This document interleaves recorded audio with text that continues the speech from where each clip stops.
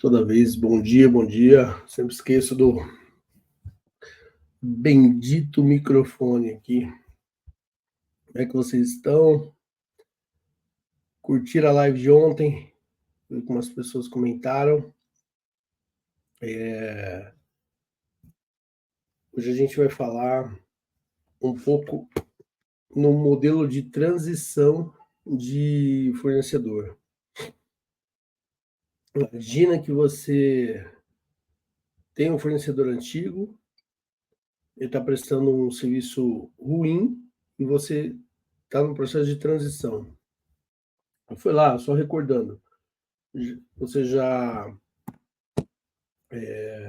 fez todo o processo de seleção, cotou, negociou preço,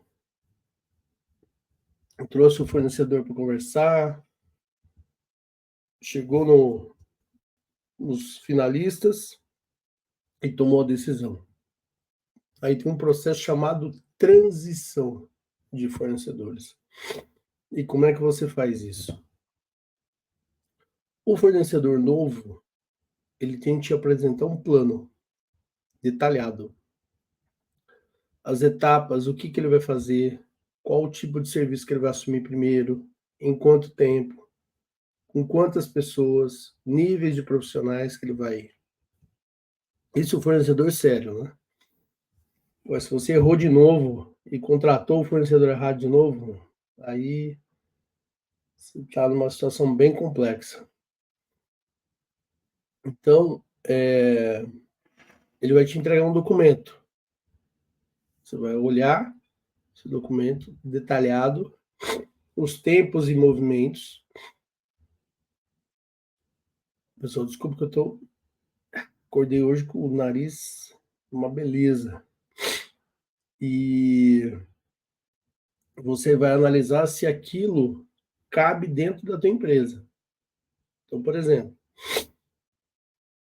tem algum determinado serviço crítico que no momento que ele assumir pode colocar em risco o teu negócio, você tem que planejar de uma forma diferente. Escolher o dia certo, onde que não tem muita gente na tua empresa, no teu escritório, nas filiais, nas suas plantas de fábrica.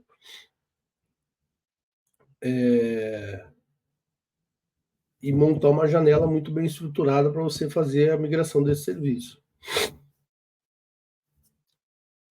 Você dando ok, se o outro fornecedor que você contratou, você fez também, vamos assumir que você fez o processo certo, e colocou o período de transição, fornecedor atual para o próximo, beleza. Se não fez, cara, esse fornecedor novo, ele vai ter que fazer um esforço maior para assumir a operação do fornecedor antigo,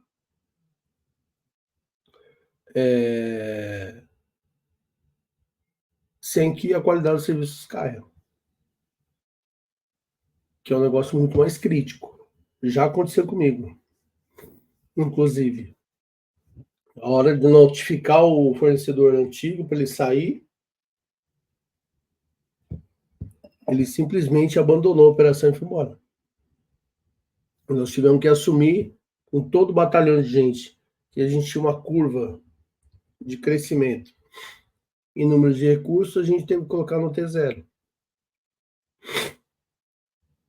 Ou seja, desequilibrou totalmente a parte financeira do contrato do ponto de vista do fornecedor. Então isso não é ruim, isso é muito ruim, porque o jogo ele precisa ser ganha-ganha. A partir do momento que só um lado ganha, em algum momento essa corrente vai estourar. Você pode ter certeza. Você pode não acreditar nisso e assumir o risco, mas você vai dar com os burros na água. Então, esse processo de transição é muito importante, mesmo que demore um pouco mais, é muito importante que você faça a quatro mãos junto com o fornecedor antigo, o fornecedor atual, o novo que vai assumir, e veja se cabe aquele corpo dentro da roupa.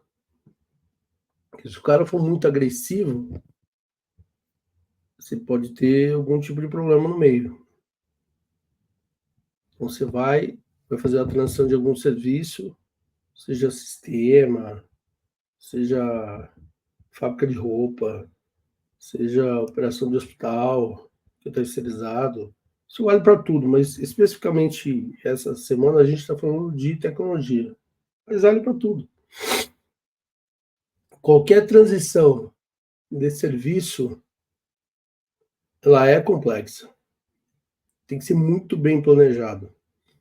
Os mapas, os riscos todos elencados.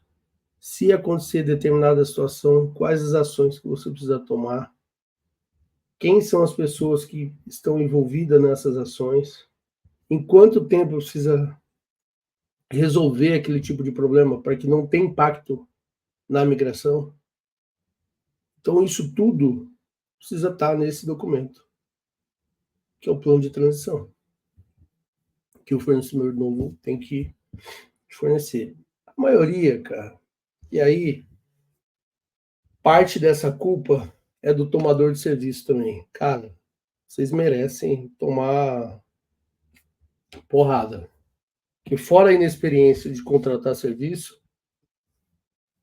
e a ânsia e a pressa de fazer de qualquer jeito.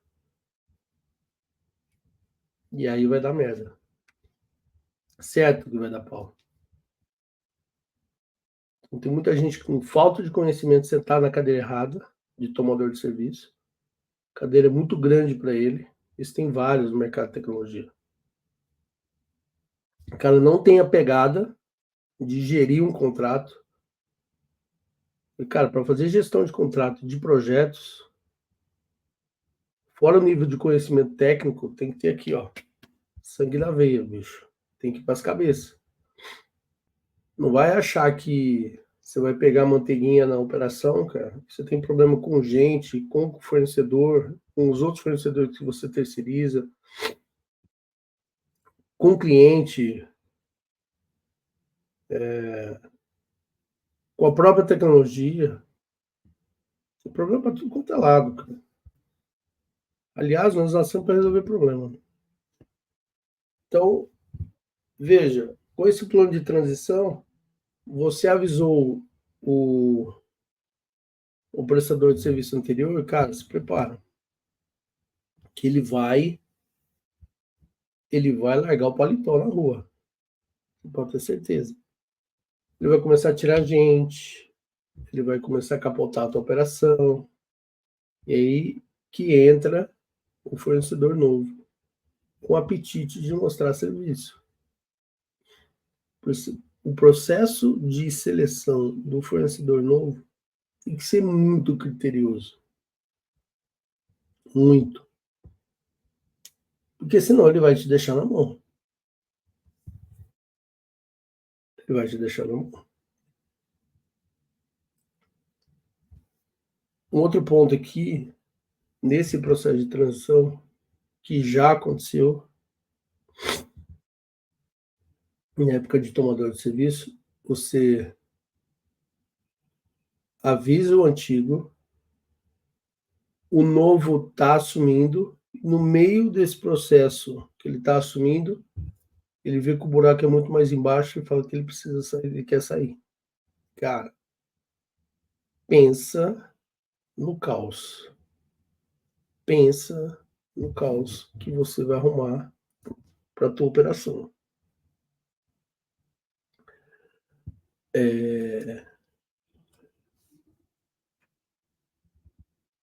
Isso é, a chance de acontecer é muito menor. Só se você contratar no processo, selecionar um fornecedor muito chinfrinha, né?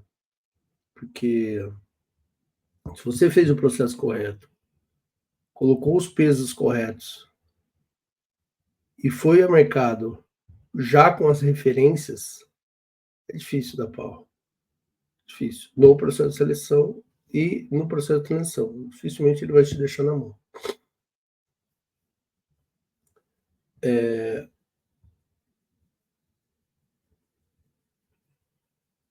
Eu já vivi determinados momentos em operações que eu vou assumir, normalmente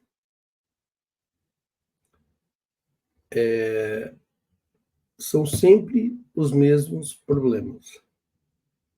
E aí eu desenvolvi um método quando eu ia fazer isso, que acabou virando um produto, chamava UTI de operações. Um produto não, um serviço que a gente tinha dentro da nossa própria empresa para, em momentos de crise, entrar e resolver.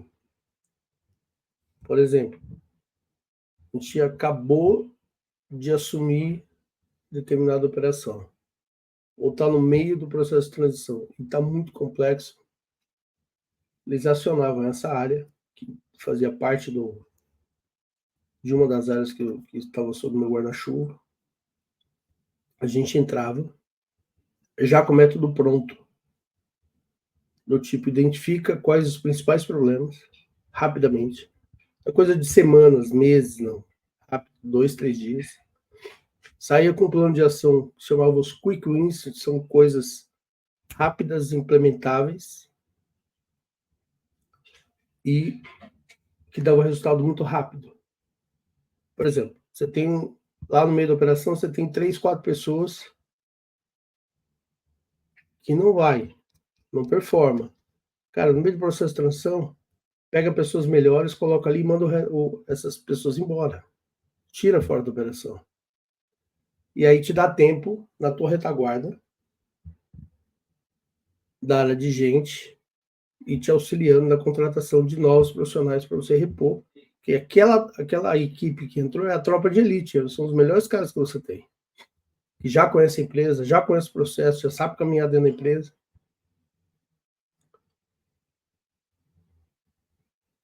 E você entra com esse método, implementa e cai fora.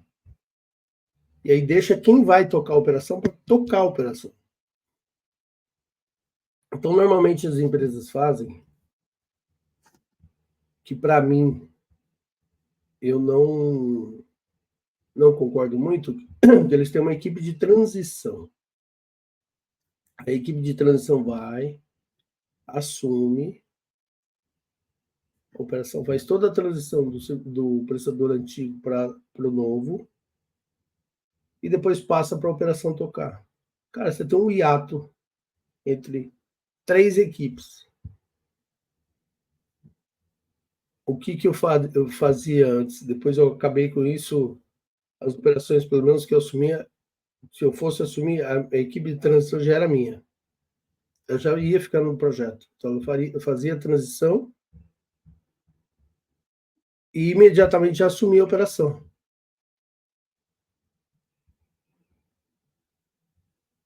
Você pode não concordar, mas dava certo. Porque você retém o conhecimento. Você coloca uma equipe de transição no meio, entre o antigo e o novo, você vai ter o mesmo trabalho que você tem do antigo e do novo, para passar para a equipe de operação. E aí é aquela guerra, né? Depois. Ah, você não viu isso na transição, você não pegou esse tipo de problema na transição. Aí começa a guerra dentro da empresa. É bizarro. Bizarro, entendeu? É,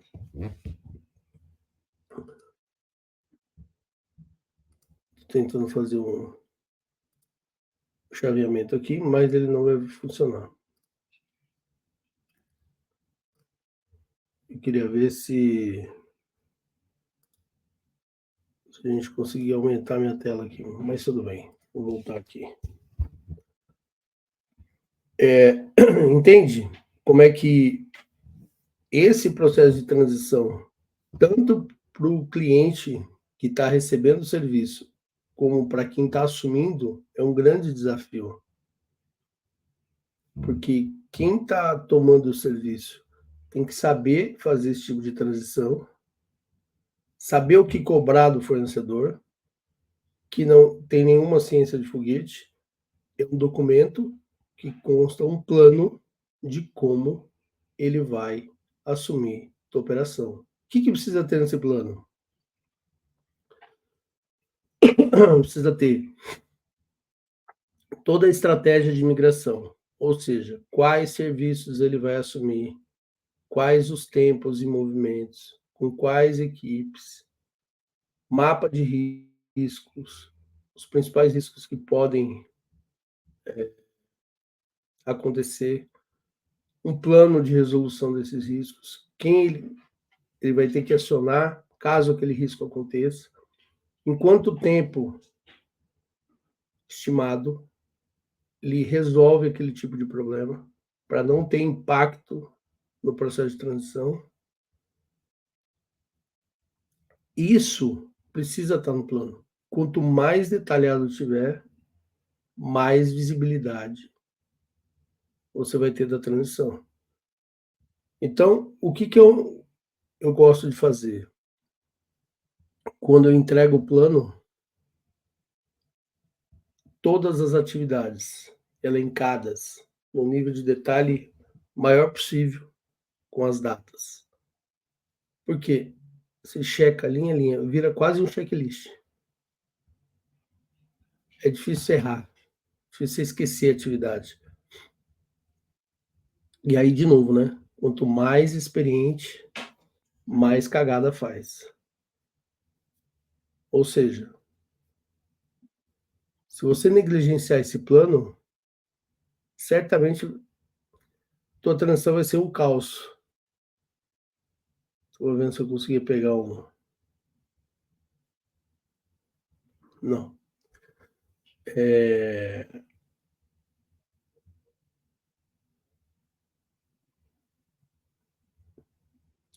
Você erra menos, não que não vai dar problema.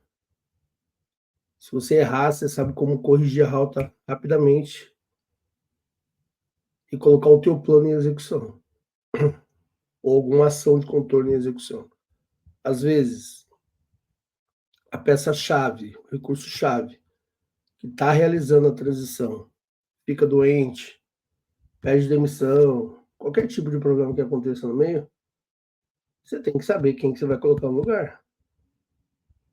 Então você vai parar a transição e falar assim, eu tenho um cara só que vai gerenciar essa transição, eu não consigo... Eles vão ter que parar, porque ele pediu demissão da empresa. Não dá, né?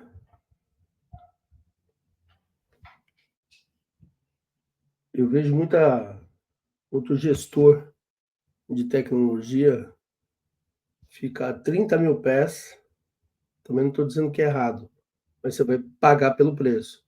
30 mil pés da operação e ele não tem um nível de detalhe razoável que ele consiga tomar uma decisão caso essa transição dê algum tipo de problema.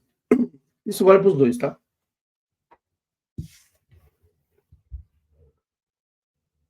Tanto quem toma serviço quanto quem presta serviço. Porque existem empresas que, apesar de ter uma área de tecnologia com um gestor na cadeira, ela pode terceirizar o serviço e contratar outras empresas de tecnologia para prestar serviço para ela.